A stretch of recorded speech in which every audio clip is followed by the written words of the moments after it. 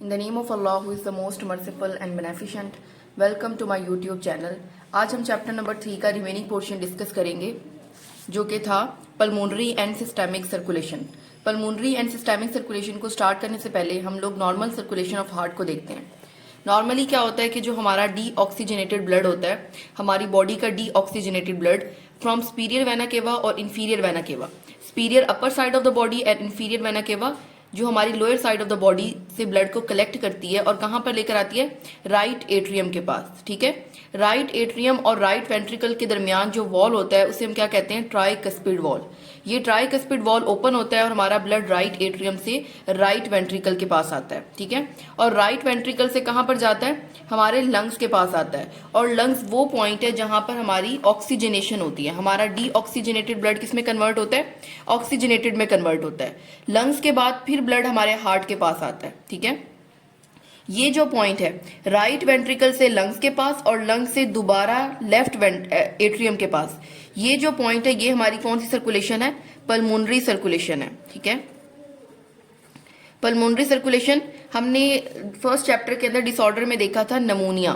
जो नमोनिया होता है ना, हमें पता है कि नमोनिया हमारे लंग्स का डिसऑर्डर है, तो आपने याद रखना है P for pulmonary and P for pneumonia. तो जो पल्मोनरी सर्कुलेशन है उसमें लंग्स आएंगे। राइट वेंट्रिकल से हमारा ब्लड कहां पर जाएगा, लंग्स के पास जाएगा और लंग्स में ऑक्सीजनेशन होगी और ऑक्सीजनेट होने के बाद ब्लड दोबारा से लेफ्ट एट्रियम के पास आएगा। तो मतलब क्या हुआ, हार्ट से ब्लड कहां पर जाएगा, लंग्स के पास जाएगा और लंग्स से दोबारा हार्ट के पास जाएगा। तो जो ये वाली सर्कुलेशन होती है इसे हम बोलते हैं पल्मोनरी सर्कुलेशन। हार्ट से लंग्स के पास और लंग्स से दोबारा हार्ट के पास। तो जो ये वाली सर्कुलेशन होगी इस सर्कुलेशन को हम बोलेंगे पल्मोनरी सर्कुलेशन। ठीक है, बुक से देखते हैं। जब हमारा राइट वेंट्रिकल कॉन्ट्रैक्ट हो जाएगा तो ये हमारे सेमीलूनर वॉल्स ओपन होंगे और ब्लड हमारा पल्मोनरी आर्टरीज के थ्रू हमारे लंग्स के पास जाएगा। लंग्स में ऑक्सीजनेशन होगी, ऑक्सीजनेट होने के बाद पल्मोनरी वेन्स के थ्रू ये हमारा लेफ्ट एट्रियम के पास आएगा। तो मतलब क्या हुआ कि जो ब्लड है हमारा वो हार्ट से कहां पर जाएगा, लंग्स के पास जाएगा और लंग्स से दोबारा कहां पर आएगा, हार्ट के पास आएगा। कैसे आएगा, राइट वेंट्रिकल से ब्लड लंग्स के पास जाएगा और दोबारा से पल्मोनरी वेन्स के थ्रू कहां पर आएगा, लेफ्ट एट्रियम के पास। जो ये वाली सर्कुलेशन होगी इस सर्कुलेशन को हम बोलते हैं पल्मोनरी सर्कुलेशन। अब हम इसे रीड करते हैं।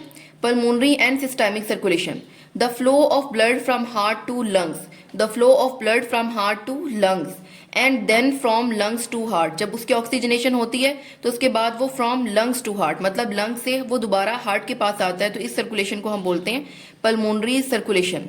ठीक है, फिर उसके बाद हम सिस्टेमिक सर्कुलेशन को देखते हैं। अब जब हमारा ब्लड जो है वो लेफ्ट एट्रियम के पास आ गया, लेफ्ट एट्रियम जब कॉन्ट्रैक्ट हो जाएगा तो हमारा ब्लड किसके पास आएगा, लेफ्ट वेंट्रिकल के पास आएगा थ्रू बाइकस्पिड वॉल। फिर उसके बाद हमारा ब्लड जो होगा वो एओर्टा के पास जाएगा और एओर्टा से वो हमारी फुल बॉडी के ऊपर ट्रांसपोर्ट होगा। अब जो ब्लड है हमारा लेफ्ट वेंट्रिकल से एओर्टा के पास जाता है और एओर्टा से हमारी फुल बॉडी के पास जाता है। फुल बॉडी के पास जाकर क्या करता है, ऑक्सीजन प्रोवाइड करता है, ऑक्सीजन और न्यूट्रिएंट्स प्रोवाइड करता है। इस फ्लो को हम क्या कहते हैं, systemic circulation.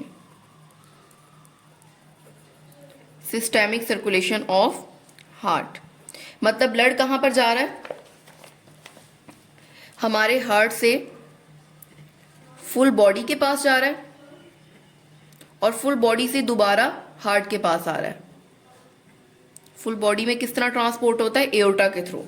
The flow of blood from heart to the body tissues, the flow of blood from heart to the full body tissues and then body tissues to again heart। इस circulation को हम क्या बोलते हैं, systemic circulation बोलते हैं।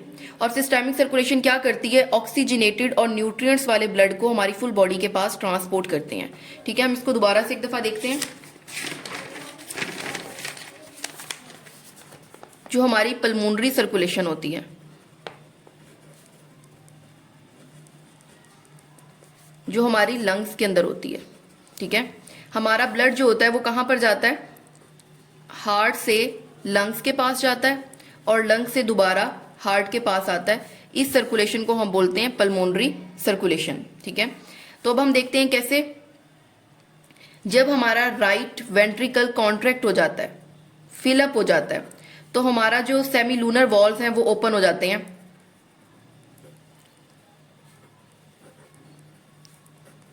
और blood कहां पर जाता है? पल्मोनरी आर्टरीज के अंदर। पल्मोनरी आर्टरी से वो ब्लड हमारे लंग्स के पास जाता है और लंग्स में वहां पर उसकी ऑक्सीजनेशन होती है और लंग्स से दोबारा ब्लड कहां पर आता है? पल्मोनरी वेन्स के पास। और पल्मोनरी वेन से दोबारा ब्लड कहां पर आता है? हमारे हार्ट के पास। और कौन से पॉइंट पर?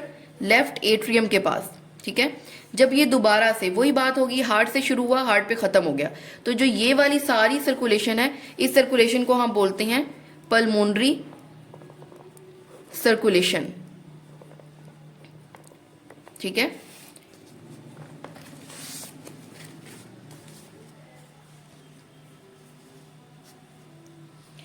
जो हमारी पल्मोनरी सर्कुलेशन होती है ना, इसमें जो हमारा ब्लड का प्रेशर होता है, ब्लड का जो प्रेशर होता है वो लो होता है।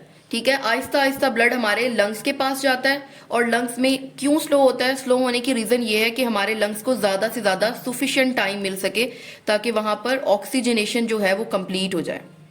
ठीक है, तो अब आपने क्या याद रखना है कि जब हमारा ब्लड राइट वेंट्रिकल से हमारे लंग्स के पास जाएगा और लंग्स के अंदर उसकी ऑक्सीजनेशन होगी, वो दोबारा से हार्ट के पास वापस आएगा और हार्ट उसको फिर आगे ट्रांसपोर्ट करेगा।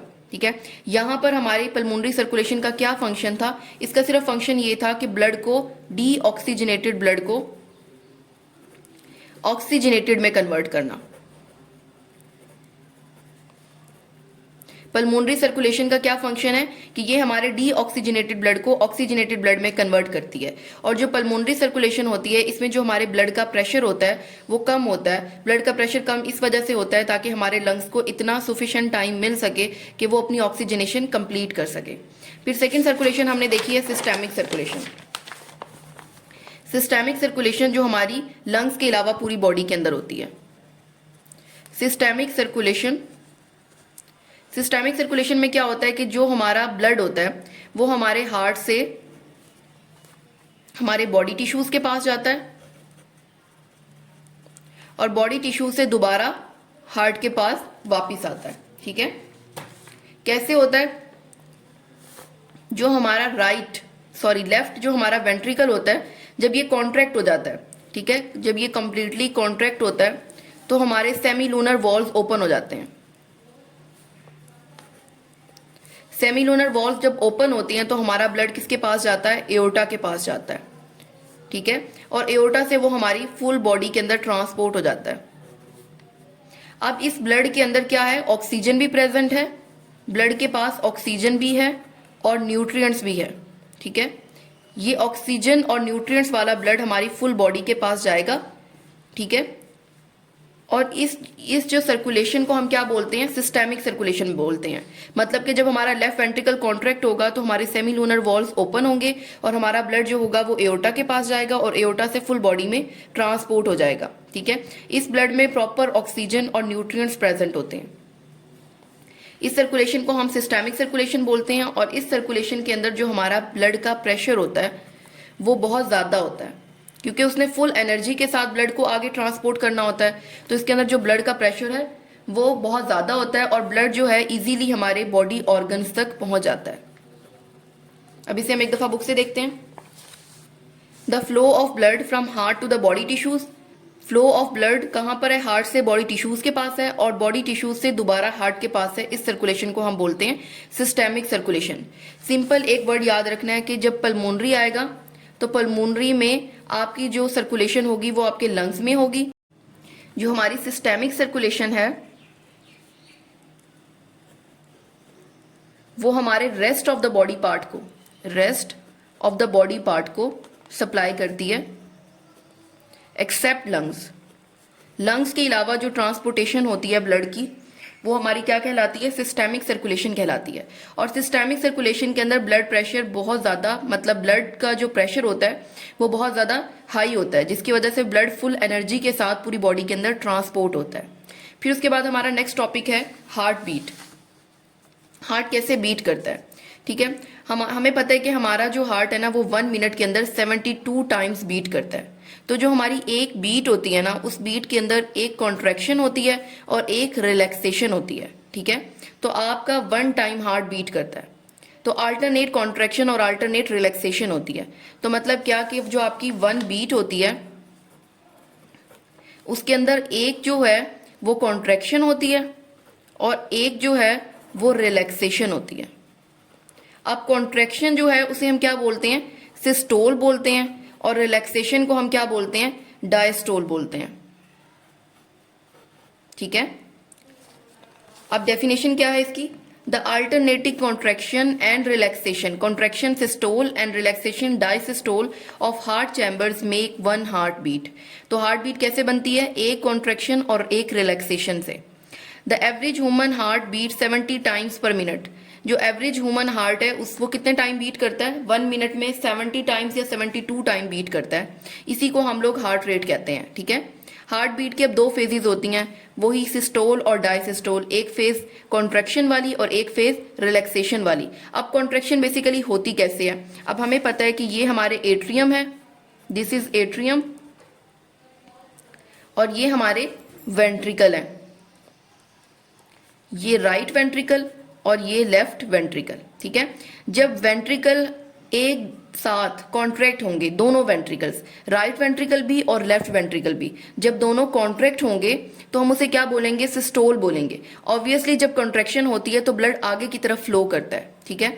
जब यहां पर कॉन्ट्रैक्शन हुई है तो ब्लड हमारी पल्मोनरी आर्टरी से हमारे लंग्स के पास जाएगा, ठीक है।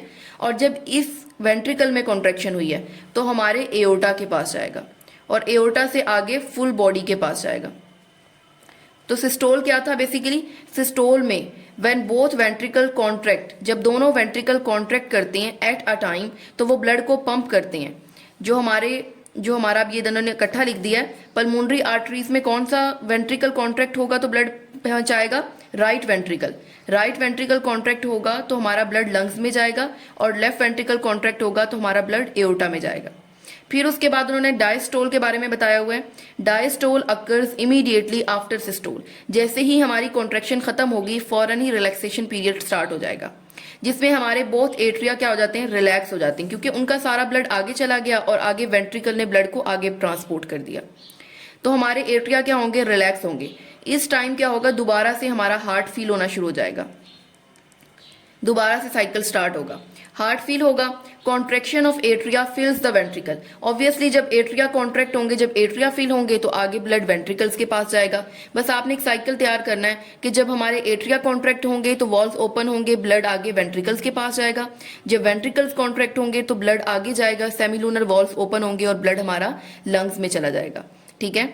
अब आपने क्या देखा, सिस्टोल के अंदर आपके ये दोनों वेंट्रिकल्स कॉन्ट्रैक्ट हो रहे थे, एक कॉन्ट्रैक्शन से ब्लड लंग्स में जा रहा था और दूसरे की कॉन्ट्रैक्शन से ब्लड एओर्टा में जा रहा था। और डायसिस्टोल क्या था, फौरन ही जब हमारी कॉन्ट्रैक्शन खत्म हुई उसके बाद कौन सा पीरियड स्टार्ट हो गया, रिलैक्सेशन पीरियड स्टार्ट हो गया। जब हमारे दोनों एट्रिया, दोनों वेंट्रिकल साथ कॉन्ट्रैक्ट होती हैं, दोनों वेंट्रिकल साथ ही रिलैक्स होते हैं, दोनों एट्रिया भी साथ ही कॉन्ट्रैक्ट होते हैं, दोनों एट्रिया भी एक साथ ही रिलैक्स होती हैं। जब दोनों हमारे एट्रिया रिलैक्स होंगे तो हमारा ब्लड दोबारा से फिल होना शुरू हो जाएगा, और जब एट्रिया कॉन्ट्रैक्ट होंगे तो हमारे वेंट्रिकल्स फिल होंगे। अब वो क्या कह रहे हैं कि जो सिस्टोल होता है, सिस्टोल के वक्त लब साउंड प्रोड्यूस होती है। अब लब साउंड क्यों प्रोड्यूस होती है, क्योंकि जब आपके वेंट्रिकल्स कॉन्ट्रैक्ट होंगे तो आपके ट्राइकस्पिड और बाइकस्पिड वॉल्व क्लोज हो जाएंगे। ट्राइकस्पिड और बाइकस्पिड वॉल्व के क्लोज होने की वजह से हमें साउंड प्रोड्यूस होती है लब, ठीक है। और जब हमारे सेमिलूनर वॉल्व क्लोज्ड होते हैं, हमारी बॉडी में टोटल 4 ही वॉल्व हैं, ठीक है, हार्ट में सॉरी, एक है हमारे पास बाइकस्पिड, एक है ट्राइकस्पिड और 2 हमारे पास सेमिलूनर वॉल्व हैं। जब हमारे सेमिलूनर वॉल्व क्लोज होते हैं तो हमारे पास डब की साउंड प्रोड्यूस होती है, और जब हमारे ट्राइकस्पिड और बाइकस्पिड वॉल्व क्लोज होते हैं तो हमें लब की साउंड प्रोड्यूस होती है, ठीक है। During systole lub sound is produced due to the closing of tricuspid and bicuspid valve. And same इसी तरह जब डायस्टोल होता है तो हमें डब साउंड प्रोड्यूस होती है, क्योंकि उस टाइम हमारे सेमीलूनर वॉल्स क्लोज्ड होते हैं। तो यहाँ तक हमने क्या रीड किया? सबसे पहले हम लोगों ने पल्मोनरी एंड सिस्टेमिक सर्कुलेशन को देखा कि जो सर्कुलेशन हमारे लंग्स के अंदर हो रही थी, मतलब हमारा ब्लड हार्ट से लंग्स के पास जा रहा था और लंग्स से दोबारा हार्ट के पास आ रहा था, तो इस सर्कुलेशन को हमने पल्मोनरी सर्कुलेशन बोला था। इस बॉक्स में भी यही लिखा हुआ है कि due to the low pressure in pulmonary circulation, low pressure in pulmonary circulation blood flows in lungs in slow speed. क्यों स्लो स्पीड में जाता है? क्योंकि उसे सुफिशिएंट टाइम चाहिए होता है गैसियस एक्सचेंज के लिए। ठीक है, फिर हमने सिस्टेमिक सर्कुलेशन देखी थी कि जब हमारा ब्लड हार्ट से फुल बॉडी के पास जाता है और फुल बॉडी से दोबारा हार्ट के पास आता है, तो इस तरह की सर्कुलेशन को हम बोलते हैं सिस्टेमिक सर्कुलेशन। ठीक है, उसके बाद हम लोगों ने देखा हार्ट बीट क्या होती है। जो हमारी एक हार्ट बीट होती है उसमें एक साइकिल कॉन्ट्रैक्शन का होता है और एक साइकिल रिलैक्सेशन का होता है, ये दोनों मिलकर एक हार्ट बीट बनाते हैं। और जो हमारी एवरेज ह्यूमन हार्ट बीट है वो हमारी कितनी है? 70 टाइम्स पर मिनट है। इसी को हम लोग हार्ट रेट भी बोलते हैं। सिस्टोल क्या है? जब हमारे दोनों वेंट्रिकल्स कॉन्ट्रैक्ट होते हैं। और डायस्टोल क्या है? जब हमारे दोनों एट्रिया रिलैक्स होते हैं और हमारा ब्लड दोबारा से हार्ट में फिल होता है। तो इसको हम क्या बोलते हैं? Systole and diastole. अब लब साउंड कब प्रोड्यूस होती है? सिस्टोल के वक्त। और ये क्यों प्रोड्यूस होती है? जब हमारे ट्राइकस्पिड और बाइकस्पिड वॉल क्लोज होते हैं। और डब साउंड क्यों प्रोड्यूस होती है? जब हमारे सेमीलूनर वॉल क्लोज होते हैं। यहाँ पर हमारा टॉपिक कवर होता है और नेक्स्ट टॉपिक हम स्टार्ट करेंगे ब्लड वेसल्स का। Thank you so much.